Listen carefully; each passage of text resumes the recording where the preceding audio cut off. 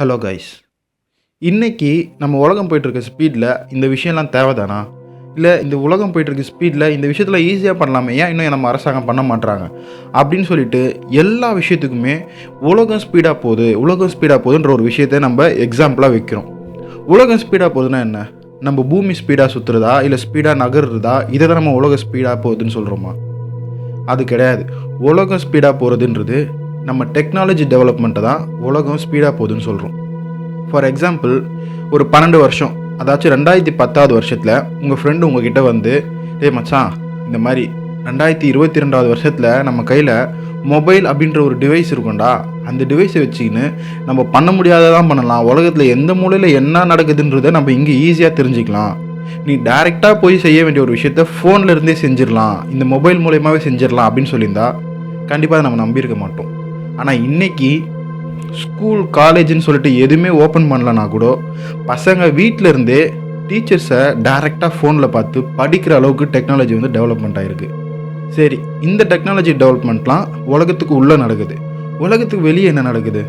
50 வருஷத்துக்கு முன்னாடி நாசா மனுஷங்களை நிலாக்கே இறக்கிட்டாங்க. எப்போ? 50 வருஷத்துக்கு முன்னாடி. ஆனால் 50 வருஷத்துக்கு அப்புறம் இன்றைக்கி இருக்க டெக்னாலஜி டெவலப்மெண்ட்டுக்கு நாசா நிலாலையில் வேறு எவ்வளோ தூரம் வேணால் கூட மனுஷங்களை கூட்டு போய் இறக்குற அளவுக்கு டெக்னாலஜி இன்றைக்கி டெவலப் ஆகிருக்கு. ஆனால் ஏன் இன்னும் இந்த நிலாவுக்கு போய் மனுஷங்களை இறக்குறது, இந்த மாதிரியான விஷயம் ஏன் இன்னும் நாசா பண்ணலை?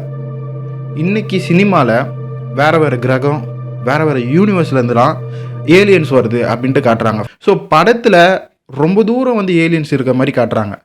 ஆனால் இன்றைக்கி நிஜத்தில் நம்ம டெய்லி நைட் ஆனால் பார்த்து ரசிக்கிற நிலாவில் ஏலியன்ஸ் இருக்குது.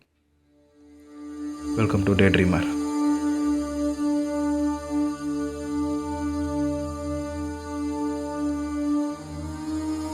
ஸோ நம்ம சேனலுக்கு யாராவது இப்போ தான் ஃபர்ஸ்ட் டைம் வரீங்கன்னா மறக்காமல் சப்ஸ்கிரைப் பண்ணிவிட்டு இந்த வீடியோக்கு ஒரு லைக் பண்ணிடுங்க. கண்டிப்பாக இந்த வீடியோ உங்களுக்கு பிடிக்கும், கடைசி வரைக்கும் பாருங்கள். அப்போலோ மிஷன்ஸ், அதாச்சும் நம்ம இந்தியா இஸ்ரோவை பொறுத்த வரைக்கும் நம்ம நிலாவை ஆராயறதுக்கு சில சேட்டலைட்ஸோ சில ரோவர்ஸ்லாம் சென்ட் பண்ணோம். லாஸ்ட்டாக கூட ஒரு 2020 கூட சந்திராயன் 3 அப்படின்னு சொல்லிட்டு ஒரு ரோவர் ஒன்று சென்ட் பண்ணோம், ஒரு சேட்டலைட் ஒன்று அனுப்பினோம். பட் அது வந்து நிலாவில் இது வரைக்கும் யாருமே இறக்காத ஒரு இடம், அதாச்சும் நிலாவை நம்மளால் பார்க்க முடியாத ஒரு இடம். இப்போ நம்ம நிலாவை டேரெக்டாக பார்க்குறோன்னா அதுக்கு பேக் சைடு வந்து அந்த சந்திராயன் 3 அனுப்புனாங்க. ஸோ அது வந்து ஃபெயிலியர் ஆயிடுச்சு. ஸோ இந்த சந்திராயன் அப்படின்றது நம்மளை பொறுத்த வரைக்கும் நிலாவை ஆராய நம்ம வந்து அந்த ப்ராஜெக்ட்டுக்கு பேர் தான் சந்திராயன் அப்படின்னு சொல்லி வச்சுருக்கோம். அதேமாரி தான் நாசாவை பொறுத்த வரைக்கும் நிலாவை ஆராயிற அந்த ப்ராஜெக்ட்டுக்கு பேர் அப்போலோ அப்படின்னு சொல்லிட்டு வச்சுருப்பாங்க. ஸோ அப்போலோ அப்படின்றது கிட்டத்தட்ட 20 வாட்டி அந்த ப்ராஜெக்ட் வந்து நடந்தது. பட் அஃபிஷியலி 17 தான் கணக்கில் வந்திருக்கு. இந்த 17ல் அப்போலோ 11 தான் இந்த உலகத்துக்கே ரொம்ப ஒரு புதுவிதமான ஒரு மாற்றத்தை கொடுத்துச்சுன்னு சொல்லலாம். ஏன்னா அந்த அப்போலோ 11ல் தான் நம்ம சின்ன வயசுலாம் படித்த நீல் ஆம்ஸ்ட்ராங் வந்து நிலாவில் கால் வச்சார் அப்படின்ற ஒரு மிஷின். ஏன்னா அப்போலோ 11க்கு முன்னாடி நடந்ததுலாம் விட்டுருங்க, அதெல்லாம் வந்து வெறும் சேட்டலைட்ஸை மட்டும், ஒரு மிஷின்ஸை மட்டும் தான் அங்கே அனுப்புனாங்களே தவிர்த்து மனுஷங்களை ஃபஸ்ட்டு நிலாவுக்கு அனுப்புனது அப்போலோ 11 1969ல். அதில் தான் நீல் ஆம்ஸ்ட்ராங் அண்ட் பஸ் ஆல்ட்ரின்னு சொல்லிட்டு 2 பேர் நிலாவில் கால் வச்சாங்க. அது ரிலேட்டடாக நம்ம நிறைய ஃபோட்டோஸ் நிறைய வீடியோஸ் பார்த்துருப்போம். ஸோ இந்த விஷயம் 1969ல் நடந்தது. ஓகே, பொதுவாக ஏலியன்ஸ் அப்படின்ற விஷயத்த நம்ம சினிமாவில் தான் அதிகமாக பார்த்துருக்கோம். ஏலியன்ஸ் நம்ம சினிமாவில் பார்க்குற எல்லாமே ஒரு கற்பனை தான். இன்ன வரைக்கும் ஏலியன்ஸ் இப்படி தான் இருக்கும்னு சொல்லிட்டு நம்ம யாருக்குமே தெரியாது. ஸோ 1969ல் ஃபர்ஸ்ட் டைம் மனுஷங்க அந்த 2 பேரும் நிலாவில் இறங்கினப்போ அந்த விஷயத்தை ஃபுல்லாக டிவியில் லைவாக டெலிகாஸ்ட் பண்ணாங்க நாசா. ஸோ உலகமே பார்த்து அவ்வளோ ஒரு கொண்டாட்டம், அவ்வளோ ஒரு உற்சாகம். சிம்பிளாக நம்ம இங்கேருந்து, அதாச்சும் சென்னையிலேருந்து ஒரு ஊட்டிக்கு போகிறோம், அந்த ஒரு ட்ராவலே நமக்கு அவ்வளோ ஒரு ஹாப்பினஸ் கொடுக்கணும்போது பூமியை விட்டு நம்ம டெய்லி நைட்டு பார்த்து ரசிக்கிற நிலாவுக்கு போய் 2 பேர் இறங்குறாங்க அப்படின்றது நமக்கு எவ்வளோ பெரிய ஒரு சந்தோஷம். ஸோ அந்த விஷயத்த இங்கேருந்து ஆடியோ முதற்கொண்டு ஆடியோ வீடியோ ரெண்டுமே எல்லாருமே உலகத்தில் எல்லாருமே டிவியில் லைவாக பார்க்குறாங்க. பட் அந்த நிலாவில் நீல் ஆம்ஸ்ட்ராங் அண்ட் பஸ் இவங்க 2 பேரும் இறங்குனதுக்கு அப்புறம் ஒரு 2லேருந்து 3 நிமிஷம் ஆடியோ சிக்னல் கட் ஆயிடுச்சு. இதுக்கு நாசா என்ன சொல்கிறாங்கன்னா, இந்த லென்த்து இந்த டிஸ்டன்ஸ் ரீசன்னால் ஆடியோ மட்டும் கட் ஆகிருக்கு, அதுக்கப்புறம் நாங்கள் அதை சரி பண்ணிட்டோம் அப்படின்னு சொல்லிட்டு ஒரு 2லேருந்து 3 நிமிஷத்தில் அதை பண்ணிட்டாங்க. ஆனால் அந்த 2லேருந்து 3 நிமிஷத்தில் நம்ம எதிர்பார்க்காததை, ஏன் அங்கே போய் நிலாவில் இறங்கின அந்த 2 பேருமே எதிர்பார்க்காத ஒரு விஷயத்த அந்த ஆடியோவில் இருக்குது. அந்த ஆடியோ ஃபஸ்ட்டு உங்களுக்கு நான் போட்டு காட்டுறேன்.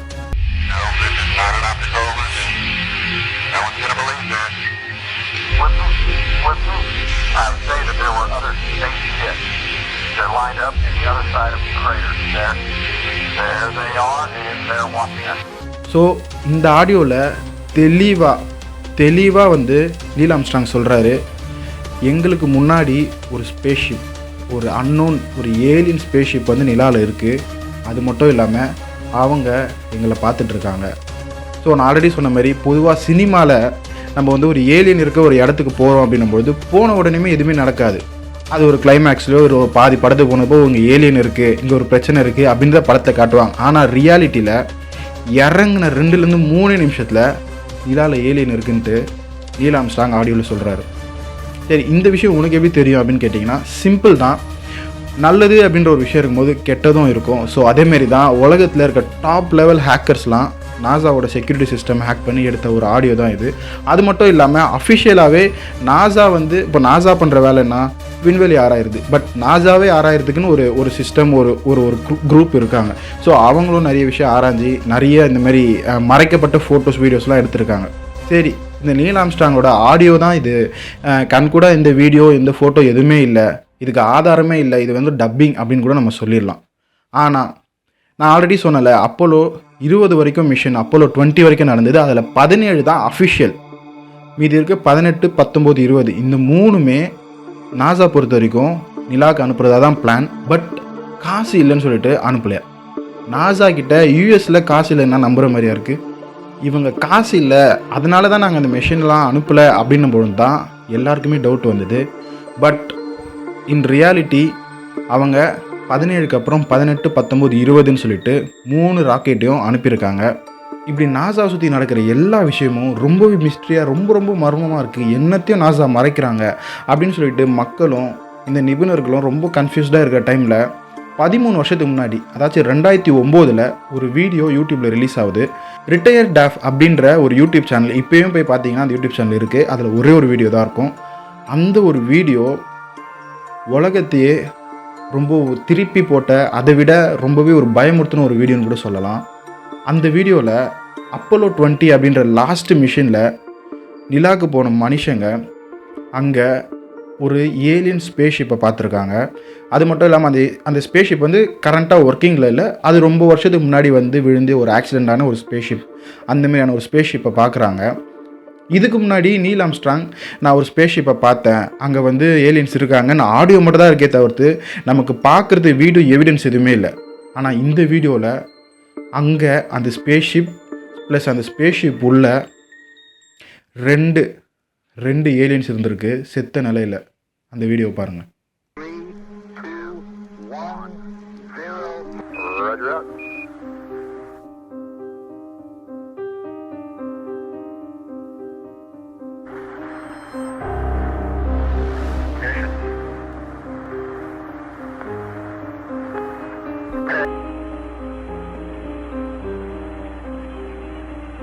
பார்க்குறதுக்கு அப்படியே அச்சசல் ஒரு பெண், ஒரு நம்ம உலகத்தில் இருக்க ஒரு பொண்ணு மாதிரி இருக்க ஒரு ஏலியன் அது.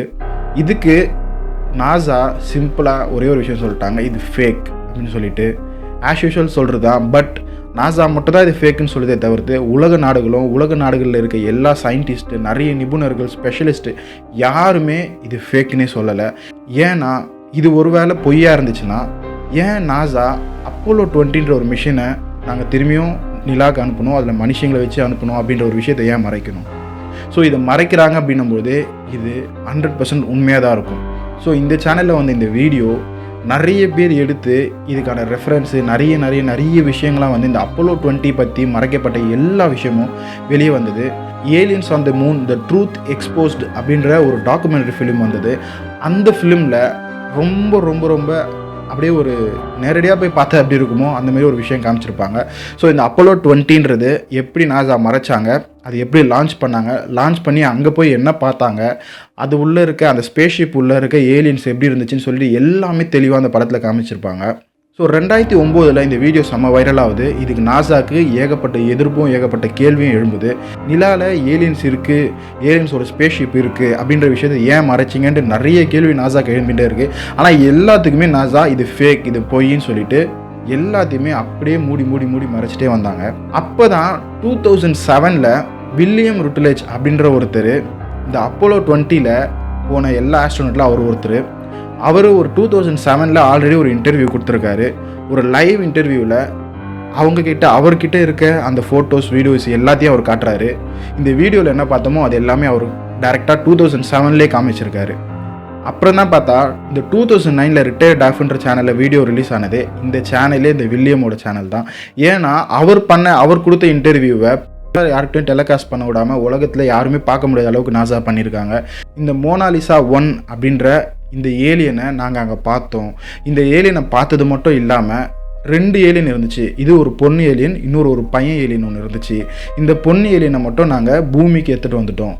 பூமியில் ஏரியா 51 அப்படின்னு சொல்லிட்டு யூஎஸில் இது நிறைய பேருக்கு தெரிஞ்சிருக்க வாய்ப்பு இருக்குது. ஏரியா 51 அப்படின்னு சொல்லிட்டு யூஎஸ் ஆர்மி கேம்ப்னு சொல்லிட்டு உலகத்துக்கு சொல்லிட்டு இருக்காங்க. பட் அது யூஎஸ் ஆர்மியோட கேம்ப் கிடையாது. கிட்டத்தட்ட யூஎஸ்க்கு யாருமே நார்மல் மனுஷங்க யாருமே போக முடியாத ஒரு ஏரியா. அது ரொம்பவே பெரிய இடம். அந்த இடத்துல ஆர்மியோட ஒரு ஸ்ட்ராங்கஸ்ட்டு பாதுகாப்போட அந்த ஏரியா இருக்குது. அது உள்ள இன்ன வரைக்கும் எல்லாரும் சொல்கிறது என்னென்னா அது உள்ள தான் ஏலியன்ஸ் எல்லாம் வந்து வச்சுருக்காங்க. இப்போ நம்ம உலகத்திலே நிறைய ஏலியன்ஸ் இன்சிடென்ட்ஸ்லாம் நடந்திருக்கு. விண்வெளியில் நிலாவில் நடந்த ஒரு ஏலியன் இன்சிடென்ட், இந்த மாதிரி ஏலியன் ரிலேட்டடான இன்சிடென்ட் எல்லாமே யூஎஸ் வந்து அங்கே தான் மறைச்சி வைப்பாங்க. அங்கே தான் அதுக்கான ரிசர்ச்சஸ்லாம் அங்கே தான் நடக்கும் அப்படின்னு சொல்லிட்டு அந்த ஏரியா 51 இருக்கும். அந்த ஏரியா 51 பற்றி இன்னும் நிறைய விஷயம் தெரிஞ்சுக்க வேண்டியிருக்கு. அதை நம்ம இன்னொரு நாள் ஒரு டீட்டெயில் வீடியோவில் பார்க்கலாம். ஸோ அந்த மோனாலிசா 1 அப்படின்ற அந்த பெண் ஏலியன் எடுத்துகிட்டு வந்து அந்த ஏரியா 1ல் வச்சு தான் ரிசர்ச் பண்ணாங்க அப்படின்னு சொல்லிட்டு இந்த வில்லியம் ருட்லெஜ் ரொம்ப தெளிவாக அந்த பேட்டியில் சொல்லியிருக்காரு. ஸோ ஆல்ரெடி பார்த்த மாதிரி சினிமாவை பொறுத்த வரைக்கும் ஏலியன்ஸ்ன்றது வேறு கிரகத்தில் மட்டும் இல்லாமல் வேறு எங்கெங்கேருந்து வரும், வேறு உலகத்தில் வேறு யூனிவர்ஸ்லேருந்துலாம் வரும், ரொம்ப தூரத்துலேருந்துலாம் வரும்ன்ற மாதிரி காமிச்சிருப்பாங்க. பட் நம்ம கண்ணுக்கு நேராக இருக்க ரொம்பவே பக்கத்தில் வெறும் ஒரு 3 லட்சம் கிலோமீட்டர் தூரத்தில் இருக்க நிலாலேயே 50 வருஷத்துக்கு முன்னாடியே ஏலியன்ஸ் இருந்திருக்கு. அதுக்கான எல்லா வீடியோ ஆதாரம், ஃபோட்டோஸ் எல்லாமே நமக்கு இப்போ கிடச்சிருக்கு. இந்த மாதிரி 1-2 இல்லை, ஏலியன்ஸ் ரிலேட்டடாக நூற்றுக்கணக்கான விஷயம் நம்ம உலகத்தில் நடந்திருக்கு. அதுக்கான ப்ரூஃபும் இருக்குது. ஸோ உங்களுக்கு இந்த விஷயத்தை பற்றி ஏதாச்சும் ஒரு கருத்தோ ஏதாச்சும் ஒரு கேள்வி இருந்துச்சுன்னா மறக்காமல் கமெண்ட்டில் அதை மென்ஷன் பண்ணுங்கள். ஏன்னா இன்றைக்கி நம்ம இந்த வீடியோ பார்த்துட்டு இருக்க இந்த பேசிகிட்டு இருக்க இந்த நேரத்தில் அதே நிலாவிலிருந்து ஏலியன்ஸ் நம்மளை வாட்ச் பண்ணிட்டு இருக்கலாம். யாருக்கு தெரியும்.